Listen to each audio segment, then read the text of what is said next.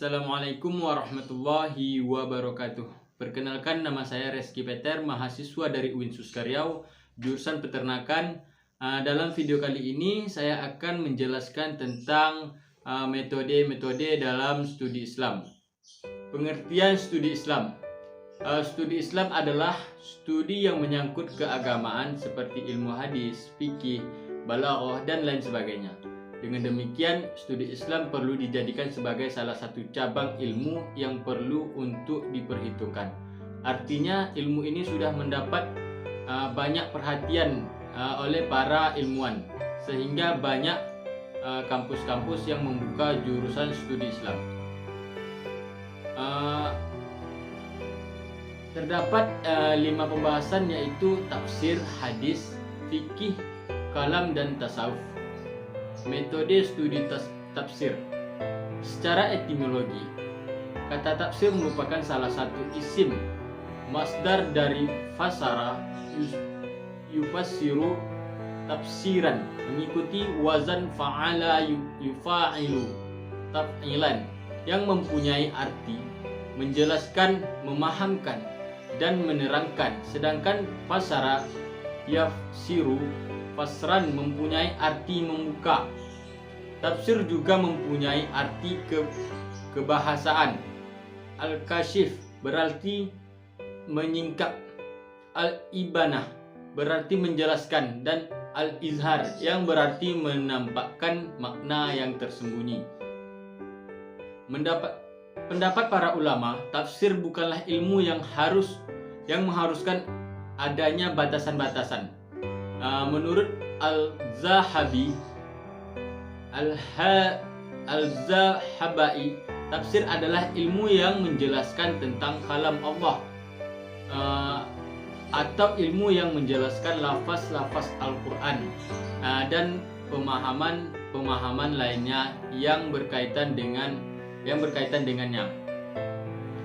Al-Zakarkashi, tafsir adalah ilmu yang memahami kalam Allah Subhanahu wa Ta'ala. Metode studi hadis. Hadis menurut bahasa artinya baru. Hadis secara bahasa juga diartikan ucapan, perkataan, kabar, cerita, dan wawancara. Bentuk jamaknya adalah ahadits. Ilmu hadis merupakan sentral mekanisme syara bagi umat Islam yang berisi segala perintah dan larangan serta dasar-dasar hukum Islam. Ilmu hadis adalah ilmu yang sangat memperhatikan sanad hadis, yang mana sanad merupakan hal yang spesifik dan keutamaan yang memiliki umat ini, yang tidak memiliki umat-umat lain sebelumnya. Imam Ibnu Mubarak berkata, sanad itu merupakan bagian dari agama. Seandainya tidak ada sanad, maka pastilah manusia itu akan berkata sehendaknya. Metode studi fikih. Di dalam bahasa Arab, perkataan fikih yang di dalam bahasa Indonesia ditulis fikih atau fikih, yang artinya paham atau pengertian. Latar historis timbulnya pemikiran fikih. Paling tidak ada 3 faktor utama yang menjadi penyebab timbulnya pemikiran fikih pada masa sahabat. Ketiga faktor tersebut adalah akibat perluasan wilayah Islam, munculnya persoalan-persoalan baru, dan pembatasannya. Teks-teks syariat, ada 3 faktor timbulnya pemikiran fikih, ialah perluasan wilayah Islam, munculnya persoalan baru, terbatasnya nas syariat. Mazhab fikih telah melahirkan rumusan-rumusan metodologi kajian hukum yang sangat luas dan komprehensif, sehingga fikih Islam tidak hanya mampu menjawab persoalan-persoalan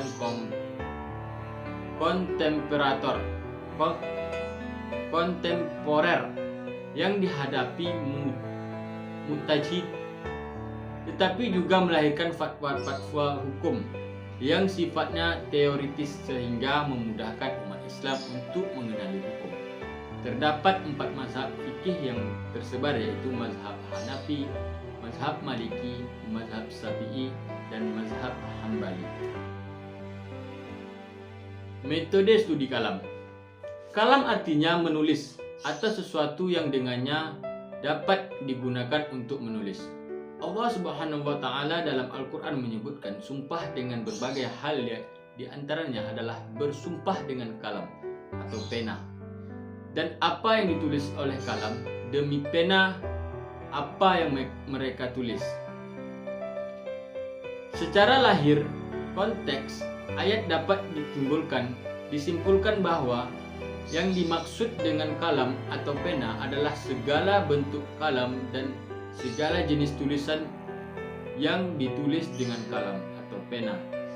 Hikmah dari sumpah ini yang dinyatakan dengan kalam dan tulisan yang merupakan salah satu nikmat Allah Subhanahu wa Ta'ala yang terbesar yang dianugerahkan kepada manusia, dan dengan perantara keduanya, kalam dan tulisan, berbagai peristiwa, kejadian, dan segala yang terpendam dalam hati dapat direkam dalam tulisan.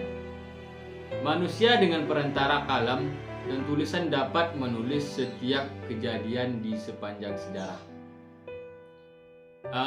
Metode studi tasawuf.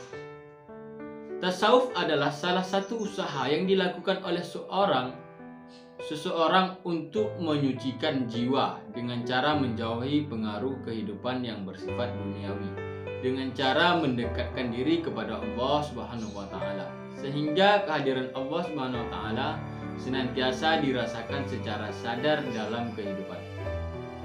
Tujuan tasawuf. Yang pertama, pembinaan aspek moral, yaitu mewujudkan kestabilan jiwa yang berkesinambungan, penguasaan dan pengendalian hawa nafsu, sehingga manusia konsisten dan komitmen hanya kepada keluhuran moral. Yang kedua, ma'rifatullah melalui penyingkapan langsung atau metode al-kashif al-hijab. Tasawuf jenis ini sudah bersifat teoritis dengan seperangkat ketentuan khusus yang diformulasikan secara sistematis analitis. Yang ketiga, membahas bagaimana sistem pengenalan dan pendekatan diri kepada Allah Subhanahu wa Ta'ala secara mistis, filosofis. Pengkajian garis hubungan antara Tuhan dengan makhluk, terutama dengan manusia dan Tuhan. Nilai-nilai tasawuf. Untuk mencapai tingkat kesempurnaan dan kesucian, jiwa memerlukan pendidikan dan latihan mental yang panjang. Terdapat nilai-nilai tasawuf yang harus dijadikan untuk mendekatkan diri kepada Allah Subhanahu wa Ta'ala dalam rangka menyucikan jiwa, yaitu pertama, al-taubat.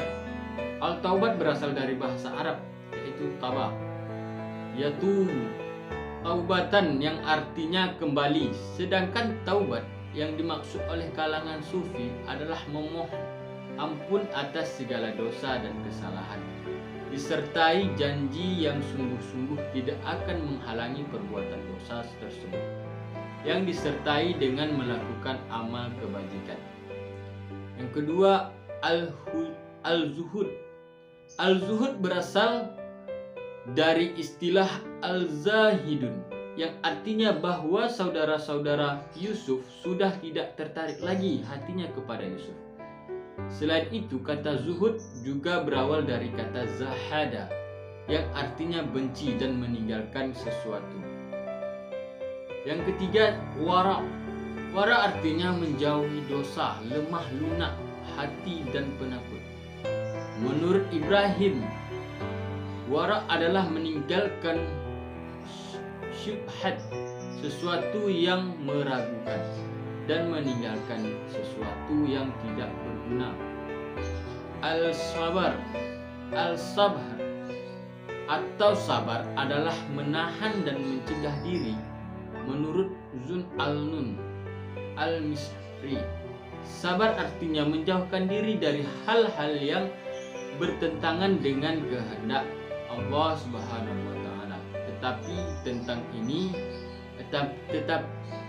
tenang, ketika mendapat cobaan dan mendapatkan sikap cukup walaupun sebenarnya berada dalam keadaan fakir dalam bidang ekonomi.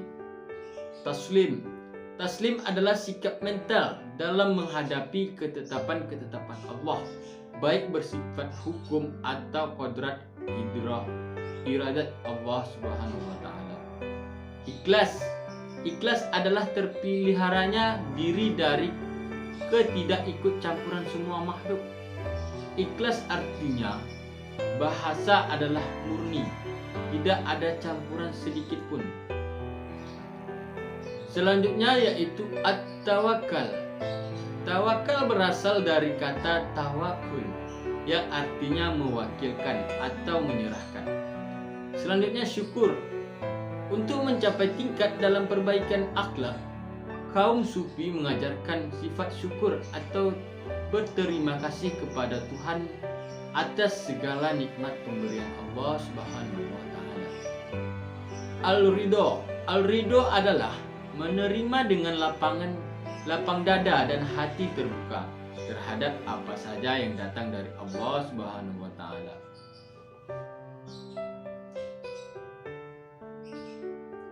Yang terakhir, mahabbah. Secara bahasa, mahabbah adalah cinta, sedangkan secara terminologi, mahabbah adalah pijakan atau dasar bagi kemuliaan hal. Sedangkan arti mahabbah dalam jalan sufi adalah suatu usaha yang wajib untuk dikerjakan demi mencintai Allah Subhanahu wa taala. Demikianlah yang dapat saya sampaikan, lebih dan kurang saya mohon maaf. Saya akhiri, wabillahi taufiq wal hidayah. Wassalamualaikum warahmatullahi wabarakatuh.